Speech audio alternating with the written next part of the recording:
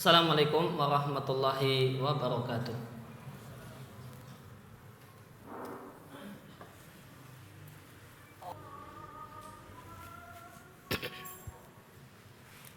Innal hamdalillah nahmaduhu wa nasta'inuhu wa nastaghfiruh wa na'udzu billahi min shururi anfusina wa min sayyiati a'malina may yahdihillahu fala mudilla lahu wa may yudlil fala hadiya lahu wa asyhadu an la ilaha illallah wahdahu la syarika lahu wa asyhadu anna Muhammadan 'abduhu wa rasuluhu sallallahu alaihi wa ala alihi wa sahbihi wa sallam. Ya ayyuhalladzina amanu taqullaha haqqa tuqatih wa la tamutunna illa wa antum muslimun. Ya ayyuhan nasu taqu rabbakum alladzi khalaqakum min nafsin wahidah wa khalaqa minha zawjaha wa batha minhuma rijalan katsiran wa nisaa'a wattaqullaha alladzi tasaaluna bihi wal arham innallaha kana 'alaikum raqiba. Ya ayyuhalladzina amanu taqullaha wa qulu qawlan sadida yuslih lakum a'malakum wa yaghfir lakum dzunubakum wa may yuti'illaha wa rasulahu faqad faza fawzan 'azima. Amma ba'du fa inna asdaqal hadithi kitabullah wa khairal hadi hadi Muhammadin sallallahu alaihi wasallam wa syarrul umuri muhdatsatuha fa inna kulla muhdatsatin bid'ah wa kulla bid'atin dhalalah wa kulla dhalalatin finnar. Kaum muslimin jamaah salat Jumat rahimani wa rahimakumullah, kami pesankan pada diri kami pribadi dan jamaah sekalian, marilah kita tingkatkan kadar keimanan dan ketakwaan kita kepada Allah Subhanahu wa taala dengan kita tingkatkan semangat kita untuk lebih bersungguh-sungguh menjalankan berbagai hal yang diperintahkan oleh Allah Subhanahu wa taala dan Rasulnya, dan menjauhi sejauh-jauhnya berbagai hal yang dilarang oleh Allah Subhanahu wa taala dan Rasulnya. Karena itulah sebaik-baik bekal yang perlu kita siapkan dan wajib untuk kita siapkan untuk menghadap Allah Subhanahu wa taala. Maka jika kita menyiapkan bekal berupa uang dan yang lain untuk satu perjalanan singkat di dunia, maka perjalanan panjang menuju akhirat, menuju perjumpaan dengan Allah Subhanahu wa taala mengharuskan kita untuk lebih sungguh-sungguh mempersiapkan bekal jika kita adalah orang-orang yang benar-benar berakal sehat.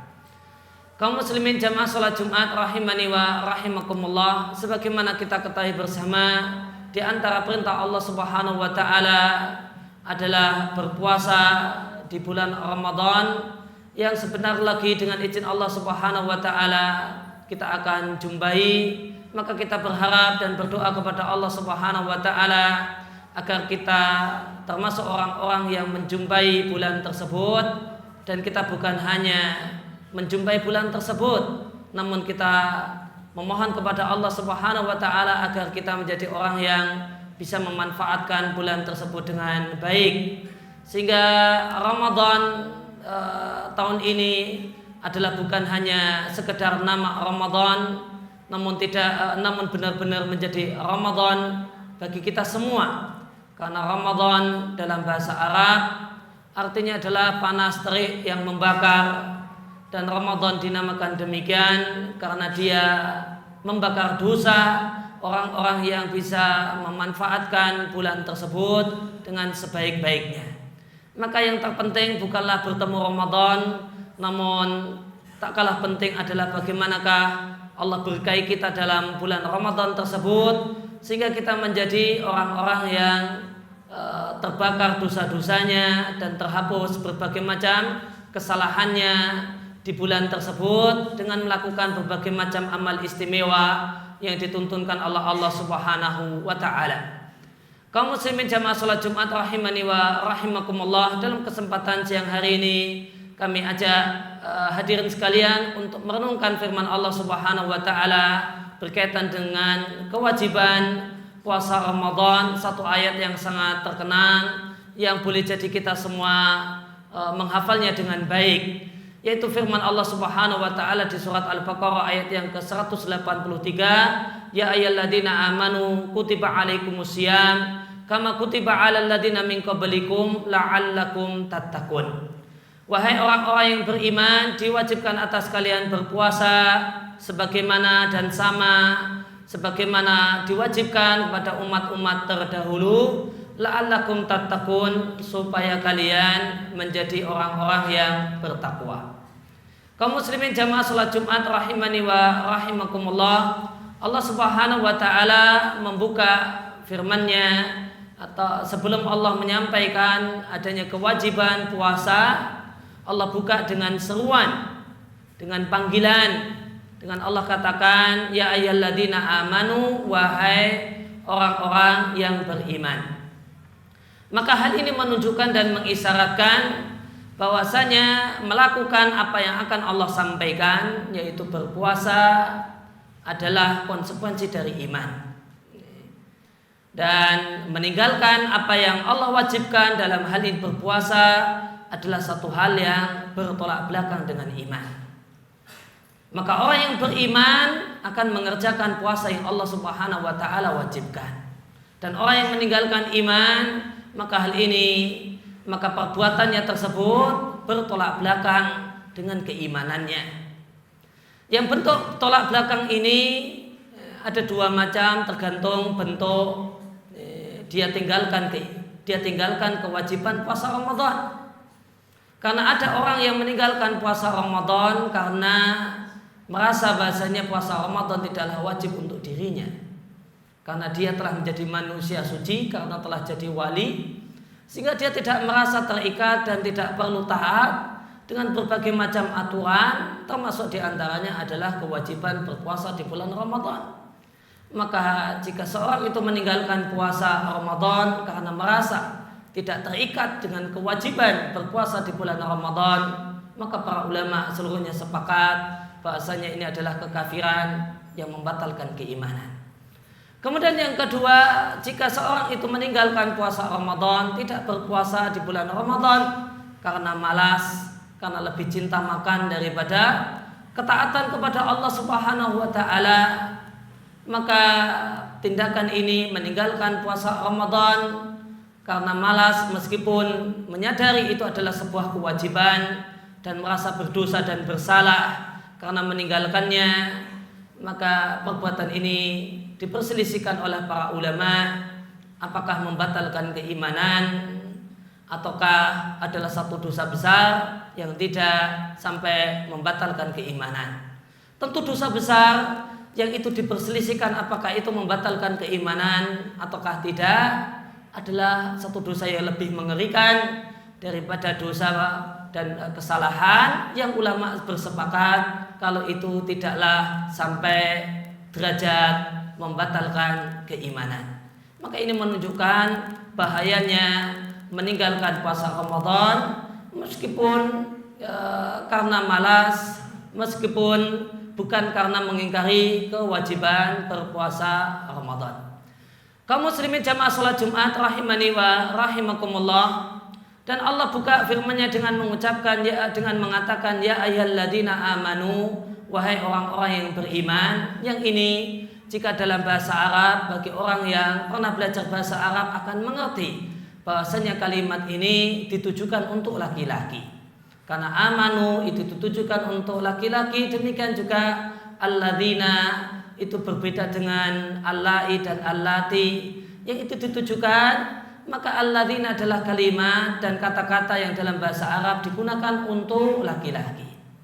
Meskipun demikian, sebagaimana kita ketahui bersama bahasanya kewajiban puasa Ramadan tidak hanya mengikat dan berlaku untuk laki-laki, namun juga mengikat laki-laki dan perempuan.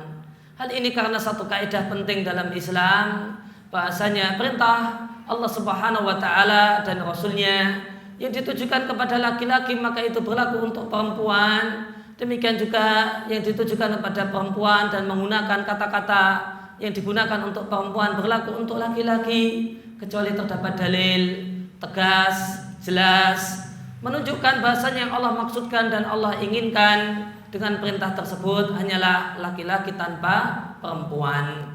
Mengingat sabda Nabi Shallallahu Alaihi Wasallam yang diriwayatkan oleh Ahmad, Abu Dawud dan yang lain, Nabi katakan an-nisa'u syaqaiqur rijal. Sesungguhnya perempuan itu adalah bagian dari laki-laki dalam berbagai perintah Allah Subhanahu wa taala dan Rasulnya.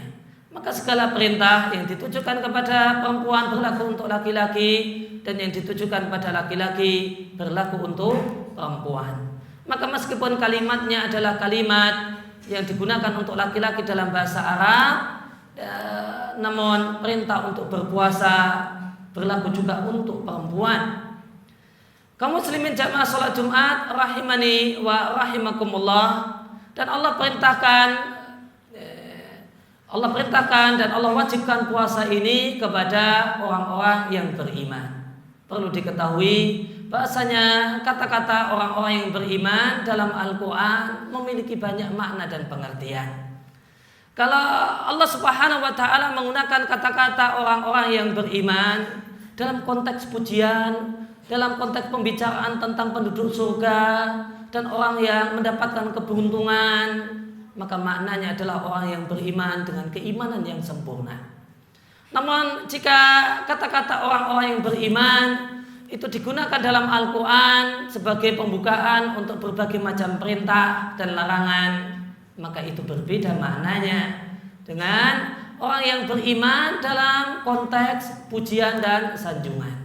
Kata-kata orang-orang yang beriman ketika itu jadi pembuka untuk satu perintah dan larangan, maka dia mencakup orang yang bagus kualitas keimanannya, yang disebut dengan sebutan mukmin, atau orang yang biasa-biasa dan cukup rendah kualitas keimanannya, yang dalam hadis Jibril disebut dengan istilah muslim, bahkan tercakup di dalamnya orang-orang munafik.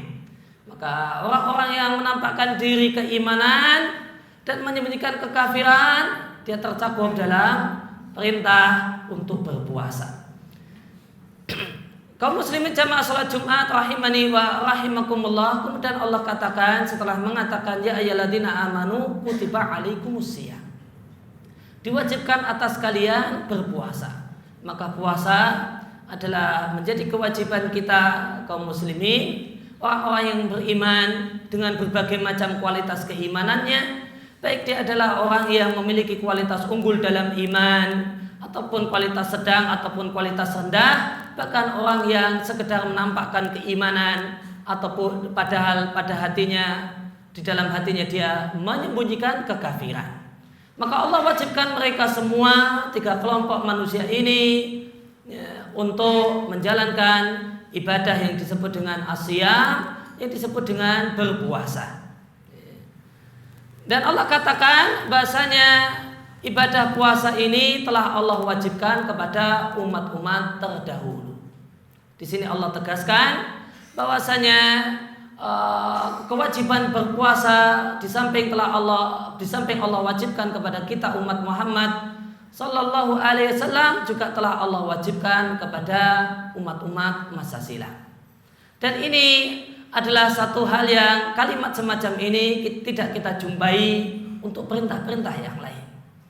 Tidak kita jumpai semacam ini dalam kalimat, dalam perintah untuk mengerjakan sholat. Sholatlah kalian sebagaimana telah diwajibkan sholat kepada umat-umat terdahulu. Demikian juga bayarlah zakat sebagaimana telah diwajibkan kewajiban zakat ini pada umat-umat terdahulu. Meskipun puasa, sholat, demikian juga zakat telah Allah wajibkan pada umat-umat terdahulu, maka namun kalimat perintah yang Allah sampaikan dalam Al-Quran berbeda. Tidak kita jumpai kalimat sebagaimana telah diwajibkan pada umat-umat terdahulu untuk perintah sholat, demikian juga untuk perintah membayar zakat. Maka hal ini menunjukkan, hal ini mengisyaratkan beratnya ibadah puasa. Ibadah puasa adalah ibadah yang berat, bukan karena butuh tenaga yang ekstra, namun telah menjadi tabiat dan jiwa manusia. Umumnya sifat manusia akan merasakan satu hal yang sangat-sangat berat untuk meninggalkan sesuatu yang telah menjadi kebiasaannya. Ketika pagi hari boleh jadi duduk santai sambil ngeteh, sambil makan ini dan itu, kemudian ini harus ditinggalkan. Maka itu satu hal yang sangat-sangat berat. Boleh jadi itu lebih berat daripada berbagai pekerjaan dan aktivitas yang lain, semata-mata meninggalkan sesuatu yang telah rutin, telah menjadi tradisi untuk dikerjakan dan dilakukan. Oleh karena itu, maka Allah hibur kita umat Muhammad Shallallahu Alaihi Wasallam, janganlah kalian merasa berat dengan kewajiban puasa. Sesungguhnya puasa telah Allah wajibkan kepada umat-umat terdahulu. Artinya banyak orang yang mendapatkan kewajiban ini, banyak orang yang telah mengerjakannya dan melakukannya. Dan jiwa manusia itu memiliki prinsip sesuatu yang berat itu terasa ringan ketika tahu banyak temannya. Dan dia akan merasa sesuatu yang ringan itu jadi sangat berat manakala dia sadar bahwasanya dia sendirian dan tidak memiliki kawan dan teman untuk melakukan hal tersebut. Aku qouli hadza fastaghfiru li wa lakum wa lisairil muslimina wal muslimat fastaghfiru innahu wal ghafurur rahim.